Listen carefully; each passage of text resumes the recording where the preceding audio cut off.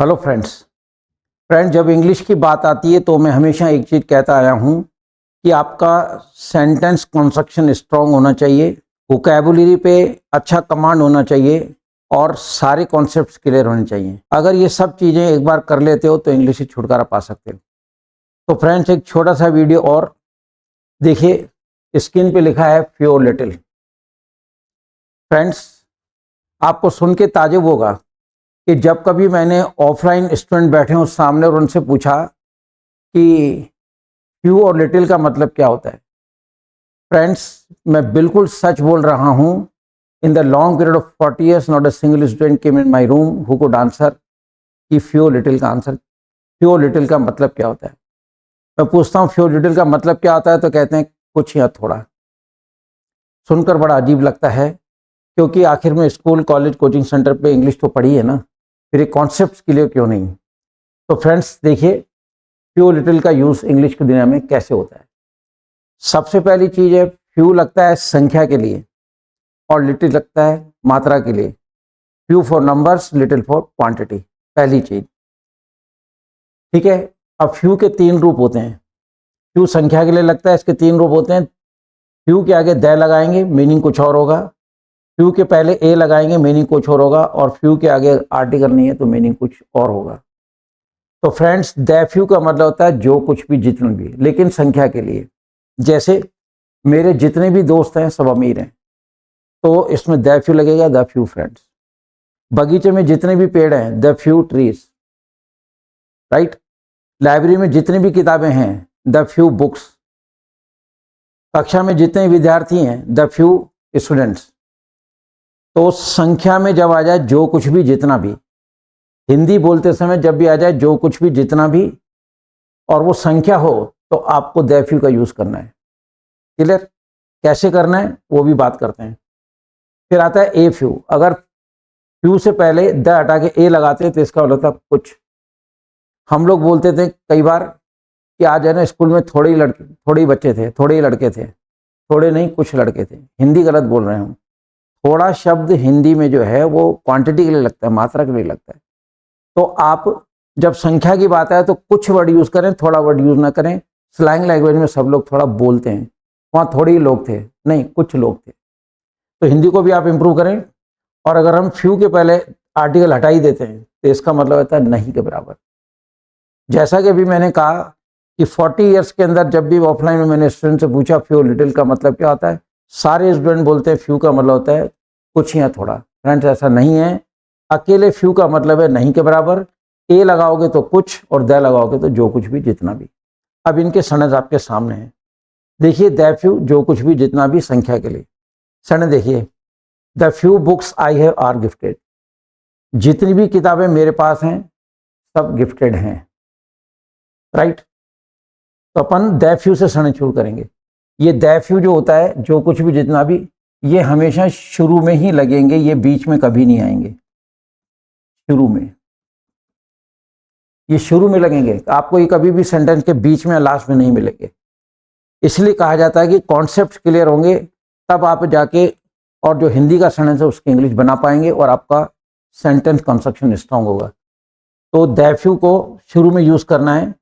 देखिए, जितनी भी बुक्स मेरे पास हैं गिफ्टेड है, the few books I have gifted. मेरे जितने भी दोस्त हैं सब अमीर हैं, the few friends I have are rich.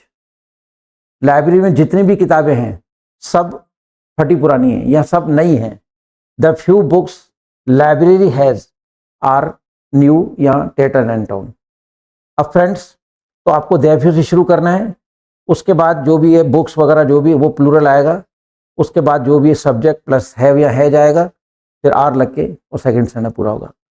अब इस चीज़ को आप कहेंगे कि सर इसमें दो हेल्पिंग और एक साथ कैसे आ रहे हैं।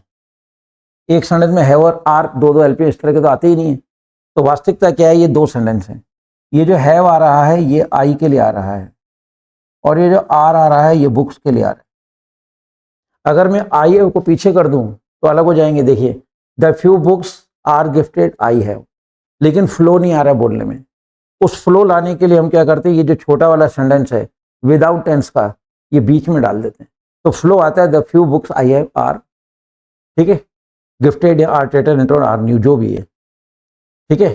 तो बगीचे में जितने भी पेड़ हैं, the few trees garden has are of mango, वो सारे के सारे आम के हैं।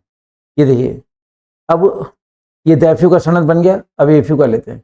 There are a few animals in the jungle, कि अब जंगल में जानवर कम रह गए हैं।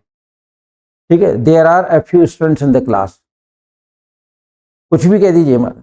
There were a few people in fair, कि मेले में इस बार कम ही लोग थे। क्लियर।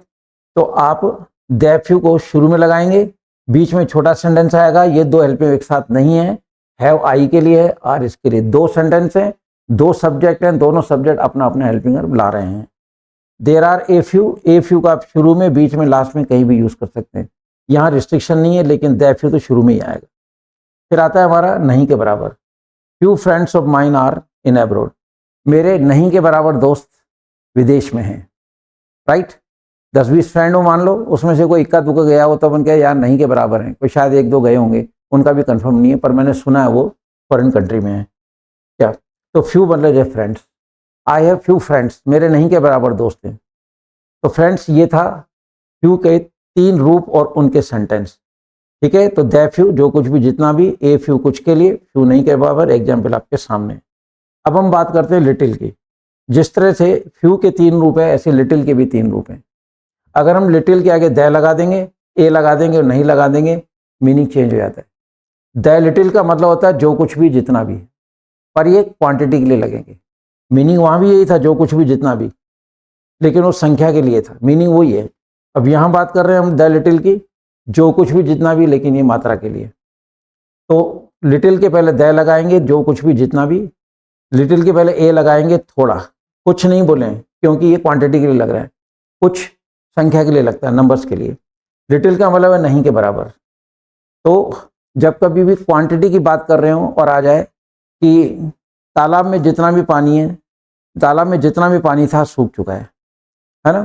तो तालाब में जितना पानी था, the little water pond had, without tense का, है ना, पॉन्ड हैड, सूख चुका है, हैज डाइड, है ना। एग्जाम्पल आपके देखिए, the little wit I have is a gift of God, जो कुछ भी बुद्धि मेरे पास है, बुद्धि को काउंट नहीं कर सकते, ये क्वांटिटी में जाएगा। The little wit I have is a gift of God, कि वो मतलब जो है ईश्वर का एक तोहफा है। तो द लिटिल भी शुरू में लगेगा, ये ध्यान रखें। यहाँ भी देखिए, ये हैव आ रहा है आई के लिए और ये ए जा रहा है ये विट के लिए। दो हेल्प में एक साथ नहीं है। फ्लो देने के लिए छोटा सेंटेंस है, विदाउट टेंस का, ये बीच में डाल दिया गया। तो क्वांटिटी को लेके जब आ जाए कि जो कुछ भी, जैसे जग में जितना भी दूध है, तालाब में जितना भी, है ना, पानी है, मेरे पास जितनी भी बुद्धि है, क्वांटिटी की बात होनी चाहिए। क्लियर। शहद में जितना भी शहद था, मेरे पास जितना भी गुड़ है, तो जो क्वांटिटी में और ये शब्द आ जाए जो कुछ भी जितना भी, तो इसके लिए आप द लिटिल लगाएंगे। लिटिल के पहले द लगेगा और ये भी शुरू में लगता है। द लिटिल कभी सेंटेंस के बीच में और लास्ट में नहीं आएगा। एग्जाम्पल आपके सामने, the little bit I have is a gift of God. यहाँ मैंने बता दिया दो हेल्प साथ में नहीं है।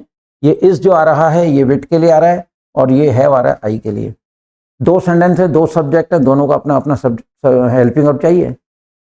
देखिए अब ए लिटिल का, give a little petrol to me to reach at fuel station, है ना। चलते हुए रास्ते में पेट्रोल खत्म हो गया, तो जो भी कहीं दुकान वाला था, कोई भी था, उसको आपने कहा कि मेरे को थोड़ा सा पेट्रोल दे दो, मैं फ्यूल स्टेशन तक पहुंच जाऊं।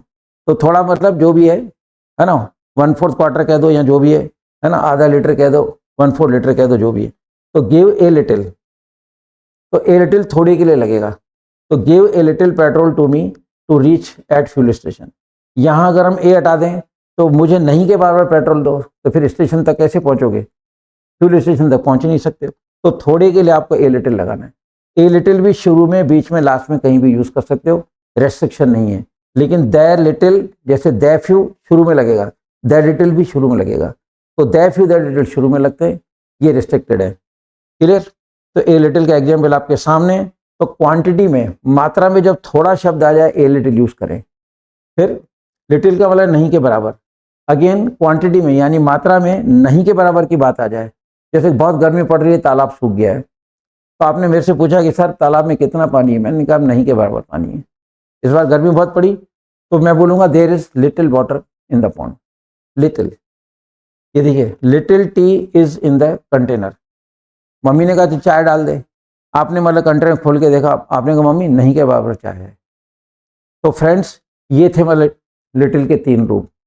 तो फ्यू के आपने 3 रूप देखे और लिटिल के 3 रूप देखे। फ्रेंड्स यही चीज़ है कि अगर आपके कॉन्सेप्ट क्लियर होंगे तो आप अप टू द मार्क बोल पाएंगे, और खास करके कॉम्पिटिटिव एग्जाम्स में जो क्वेश्चन पुटअप होंगे इनके डिफरेंसेस मालूम होंगे, इनके मीनिंग मालूम होंगे, इनके यूज़ मालूम होंगे, तो आप इंग्लिश के जो भी क्वेश्चंस होंगे कॉम्पिटिटिव एग्जाम्स में उनको अटेम्प्ट कर पाएंगे।